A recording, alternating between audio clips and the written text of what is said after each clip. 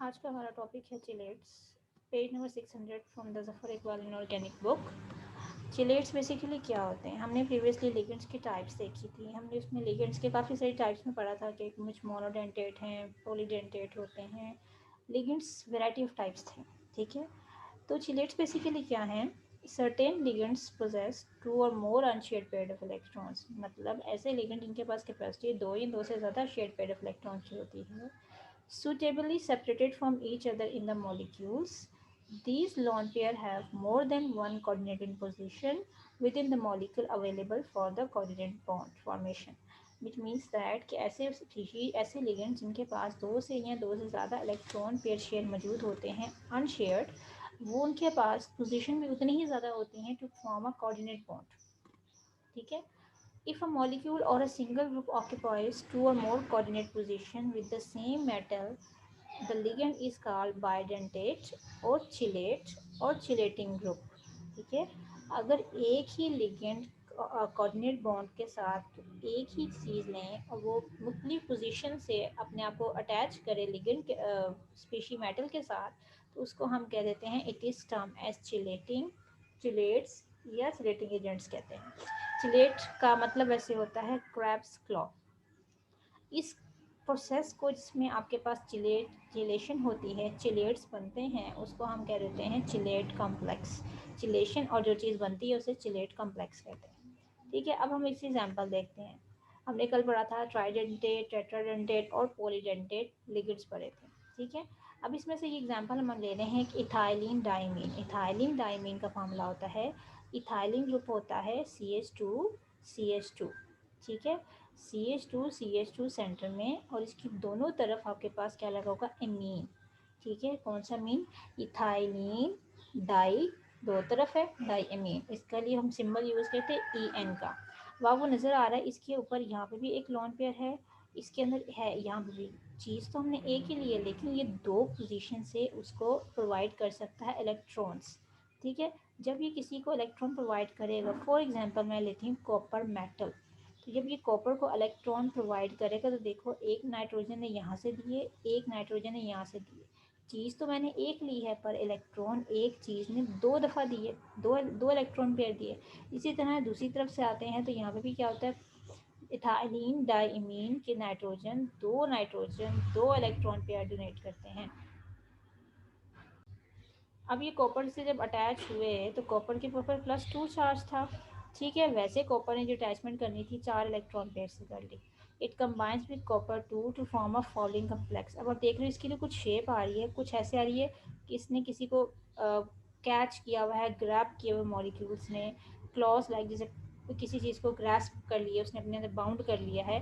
तो ये जो चीज़ हमारे पास बनी है जिसमें एक ही लिगेंड से ज़्यादा सारी पोजीशन अवेलेबल हों इलेक्ट्रॉन पेयर की प्रोवाइड करने की, तो जो चीज़ उस वक्त बनती है उसे हम चिलेटिंग ग्रुप्स कहते हैं या चिलेट्स कहते हैं, और जो प्रोसेस होता है उसे चिलेशन कहते हैं, ठीक है। तो ये कॉप्स का फार्मूला देखो, कॉपर EN ट्वाइस, ठीक है। कॉपर इथाइलिन डायमीन कॉम्प्लेक्स 2 का मतलब है दो दफ़ा आगे ये लगेंगे, ठीक है। अच्छा जी, इसके अलावा एग्जांपल आपके पास हैं oxidato ions, glycinato ions, 2 bipyridine ions. देखो सबके पास एक ही मॉलिक्यूल में दो दो पोजीशन अवेलेबल हैं इलेक्ट्रॉन पेयर डोनेट करने की। इस तरह आपके पास ऐसे लिगेंड्स भी हैं जो ट्राइडेंटेट हैं, जो हमने कल देखा था। टेट्राडेंटेट हैं जिसमें एक ही चीज़ के अंदर 4 इलेक्ट्रॉन पेयर देने की कैपेसिटी होती है। हेक्साडेंटेट जिसके पास एक ही टाइम पे 6 इलेक्ट्रॉन पेयर देने की कैपेसिटी होती है।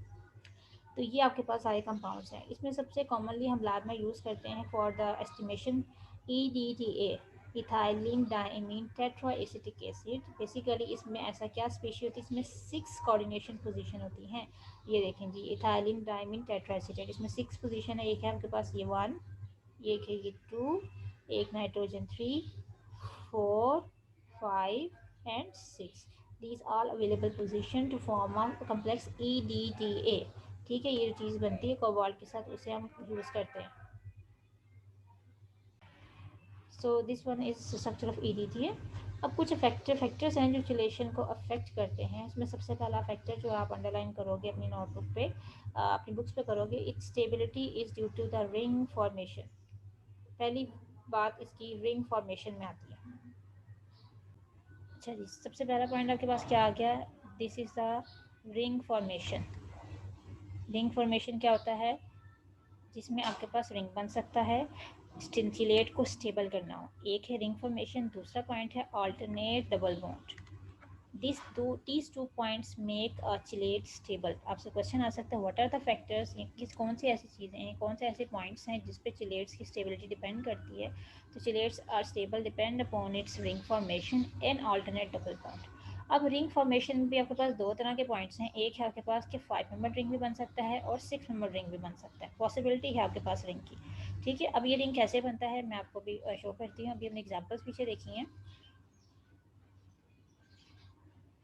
Let's see that. देखो यहाँ पे क्या रिंग बन रहा है, 1 2 3 4 5। 5 मेंबर्स इसमें काउंट हो रहे हैं, तो 5 मेंबर्स का रिंग बन रहा है। इसी तरह 5 और 6 का भी बन सकता है। तो ये जो रिंग फॉर्मेशन हमारे पास आती है, this will make the chelation stabilized. अब रिंग 5 मेंबर का भी हो सकता है, 6 का भी हो सकता है, लेकिन ये देखा गया है कि 5 और 6 मेंबर रिंग अगर अवेलेबल हों तो उसमें से जो 5 मेंबर वाला रिंग होता है it becomes rather more stable then the 6 one. अभी ऐसा क्यों है? वो इसलिए स्टेबलाइज ज़्यादा अच्छा हो जाता है क्योंकि अगर आप 5 से नीचे मेंबर्स में देखोगे तो बड़ा कॉन्ट्रैक्ट स्ट्रक्चर आपके पास होगा, श्रिंक सा स्ट्रक्चर होगा, बड़े कम्पैक्ट सी चीज़ें एक दूसरे के करीब करीब होंगी, तो उसमें स्ट्रेन बहुत ज़्यादा होता है। रिंग स्ट्रेन एक चीज़ होती है। अगर 6 मेंबर की तरफ भी जाते हैं तो देयर में बी अ स्ट्रेन, स्ट्रेन की वजह से रिंग स्टेबलाइज नहीं होता, फ़ौरन से अपने आप को डिस्टर्ब करके रप्चर कर लेता है। ठीक है, उसके अलावा हमने बात की कि चिलेट्स को स्टेबलाइज करने के लिए एक और चीज़ है अल्टरनेट डबल बॉन्ड। अब अल्टरनेट डबल बॉन्ड स्पेशली किस में होंगे, जब रिंग्स हमारे पास बन जाएंगे तो डबल बॉन्ड आते हैं। ठीक है, आर मोर स्टेबल, क्योंकि पायर डेंसिटी जो है ओवरऑल डी लोकलाइज हो जाती है सारे स्ट्रक्चर पे। फॉर एग्जांपल आप देखो यहाँ पे आपके पास जब ये रिंग स्ट्रक्चर बन गया, ये रिंग ही बना, देखो 1 2 3 4, 4 वाला आ गया ना, ये देखो यहाँ पे आपके पास क्या आ रहा है, 1 2 3 और ये 4, और ये बीच में 5 और 6, ये जो भी आप देख लो ये आपके पास स्ट्रक्चर आपके पास आ गया। इसमें double bond, single, double, single. ठीक है, तो ये जो ऑल्टरनेशन होती है आपकी डबल बॉन्ड सिंगल बॉन्ड की, ये बेसिकली इसे ज़्यादा स्टेबलाइज करती है। जितने ज़्यादा आपके पास इसमें अवेलेबिलिटी होगी या ऐसी स्पीशीज जिनमें अवेलेबल होंगे double bond single bond double bond alternate position पे, वो ज़्यादा स्टेबलाइज्ड होते हैं। उसके बाद उसके पास पॉइंट है आपके पास बिग और हैवी चिलेटिंग लिगेंड, जो बड़े बड़े चीज़ें होती हैं, बड़े बड़े बल्कि ग्रुप, ऐसे स्पीशीज में एक में से छः छः चीज़ें अटैच होने की कैपेसिटी रखती हैं, वो स्टेबलाइज नहीं होते हैं। ठीक है, उतने ज़्यादा स्ट्रॉन्ग बॉन्ड नहीं बनाते हैं जितने स्ट्रॉन्ग छोटी चीज़ें हमारे पास बन जाती हैं।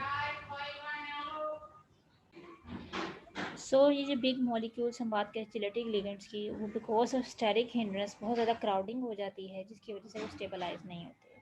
तो इसका मतलब आपसे क्वेश्चन आ सकता है कि क्या कैन यू सजेस्ट दैट कि बिग मॉलिक्यूल्स और बिग लिगेंड्स कैन बी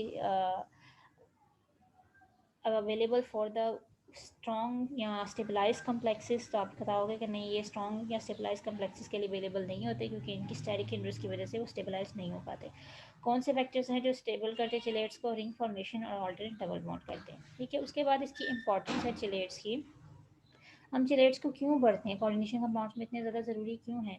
तो इसकी सबसे ज़्यादा ये पॉइंट है कि it plays a very important role in industry, in analytical chemistry, plant and animal, human life, even कि बायोलॉजिकली इसकी इंपॉर्टेंस बहुत ज़्यादा है। फॉर एग्जाम्पल या क्लोरोफिल है, क्लोरोफिल एक ऐसा कंपाउंड है जो चिलेशन करता है मैग्नीशियम के साथ, और पायरोल यूनिट साथ अटैच होते हैं। देखो क्लोरोफिल में अगर मैग्नीशियम प्रेजेंट ही नहीं होगा तो क्लोरोफिल नहीं होगा, तो प्लांट्स कहाँ से फूड प्रोड्यूस करेंगे। It is very important. इसी तरह हेमोग्लोबिन है, हमारे ब्लड में है, अगर ब्लड में हेमोग्लोबिन ही नहीं होगा, रेड सेल्स हमारे पास नहीं होंगे, तो ये हमारे ब्लड को कलर रेड प्रोवाइड नहीं करेंगे। हेमोग्लोबिन में जो चीज़ आपके पास मौजूद होती है वो आयरन की होती है। ठीक है, सेम स्ट्रक्चर पर डिफरेंट इन कलर, यहाँ पे आयरन के वजह से रेड कलर शो होता है और यहाँ मैग्नीशियम की वजह से ग्रीन कलर आ जाता है। उसके बाद विटामिन B12 है, ये यहाँ पे कोबाल्ट का कॉम्प्लेक्स होता है।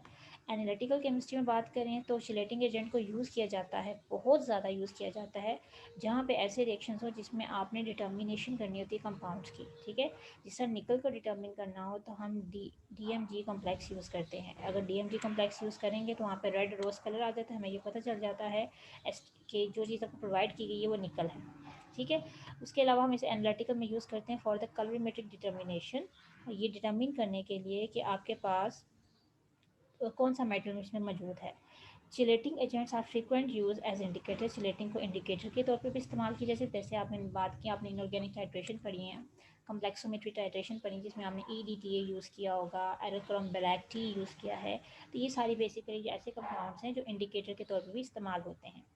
अच्छा जी, ये आपके पास निकल डिथाई मिथाइल ग्लाइऑक्साइन का कम्प्लेक्स आ गया। देखो ये निकल है मेटल एटम, और ये है आपके पास कॉम्प्लेक्स किस चीज़ का है, CH3C डबल बॉन्ड N, ठीक है, और यहाँ पे हाइड्रोक्सिल ग्रुप साथ अटैच हुए हैं। तो ये दिस इज़ द निकल डाइमिथाइल ग्लाइऑक्साइन कॉम्प्लेक्स। अच्छा जी, ये रोज़ रेड कलर का होता है। अगर ये कलर रेड रोज़ आ जाए तो इसका मतलब हम जो गिवन मेटल है वो आपके पास निकल है। उसके अलावा इसका मेन इंपॉर्टेंट यूज़ है वाटर सॉफ्टनिंग में। हम पानी का हार्ड वाटर नेचर को वाटर को सॉफ्टन करने में इस्तेमाल करते हैं, ठीक है। इसके अलावा हम इसे यूज़ करते हैं आयन एक्सचेंज रेजन्स में। Ion exchange resin is the phenomena जिसके थ्रू हम वाटर को सॉफ्ट कर लेते हैं। मेटल आयंस की एक्सचेंज होती है। उसके बाद मेटल आयंस हैं, आपने पढ़ा कि जो सेपरेटेड किए जाते हैं mixture based on complex formation, यानी आप इसको सेपरेट भी कर सकते हो मेटल आयंस को मिक्सचर के अंदर से। ऐसी चीज़ों के लिए फिर हम यूज़ करते हैं ऐसे सिलेट्स को जो वाटर सॉल्युबल होते हैं, उनको हम स्क्विस्टरिंग एजेंट्स कहते हैं। ये ऐसे रिएजेंट्स होते हैं जो एक्वा सोल्यूशन में इस्तेमाल किए जाते हैं for the removal of metal ions. यानी अगर आपके पास मेटल है पानी में डिज़ोल्व हैं तो मेटल को सेपरेट करना हो तो हम स्क्विस्टरिंग एजेंट यूज़ करते हैं, ठीक है। और सबसे कॉमन एग्जांपल जो आपके पास इथाइलिन डायमिन टेट्राएसीटेट है, EDTA हम इस्तेमाल करते हैं मेटल्स को रिमूव करने के लिए। उसके अलावा कोऑर्डिनेशन कंपाउंड को मेडिसिन में एज ए डिटर्जेंट और एंटीऑक्सीडेंट इस्तेमाल किया जाता है। डाइंग और कलरिंग एजेंट्स के तौर पर भी इस्तेमाल किया जाता है। इसके अलावा इंक जो इनविजिबल इंक होती है उसमें इस्तेमाल किया जाता है, क्योंकि इनविजिबल इंक में क्या होता है कि हम जब लिखते हैं तो हम हाइड्रेटेड चीज़ से लिखते हैं, जब वो सूख जाती है पानी उसमें से निकल जाता है तो वो विजिबल हो जाती है, ठीक है। तो on keeping the paper near hot object writing become will be visible with blue colour, ठीक है। तो इसका मतलब कोऑर्डिनेशन कंपाउंड का बहुत ज़्यादा यूटिलाइजेशन है आपके पास in industry level, analytical, pharmaceutical, medical में भी। उसके अलावा कॉम्प्लेक्स कंपाउंड जो हैं सबसे एक इम्पॉर्टेंट है इनऑर्गेनिक का जिगलर नाटा कैटलिस्ट है, ठीक है। इसमें कैटलिस्ट में क्या होता है, आपके पास ये यूज़ किया जाता है पॉलीमराइजेशन के लिए। पॉलीमराइजेशन है तो छोटे यूनिट्स को बड़े बड़े यूनिट्स में चेंज करना, जिसमें इथाइलिन से पॉलीइथाइलिन बनाना हो तो कैटलिस्ट यूज़ किया जाता है। इसका फार्मूला है PH3P3 ट्राईफिनाइल फोस्फीन, ठीक है, RH अल्काइल ग्रुप इसमें साथ एक लिथियम मेटल होती है क्लोराइड के साथ, act as a catalyst in various reaction, polymerization, hydroformylation. ये बहुत इंपॉर्टेंट इनऑर्गेनिक का कैटलिस्ट है जो सिंथेटिक केमिकल रिएक्शन में इस्तेमाल किया जाता है, ठीक है। तो ये कुछ इंपॉर्टेंट्स इसके फीचर्स हैं जिसकी वजह से हम चेलेट्स को बहुत ज़्यादा यूज़ करते हैं। ये शॉर्ट क्वेश्चंस में भी आ सकता है और लॉन्ग में भी यूजेस पूछ सकते हैं, तो आपको इसे एटलीस्ट मिनिमम 5 यूजेस आपको याद रखने हैं।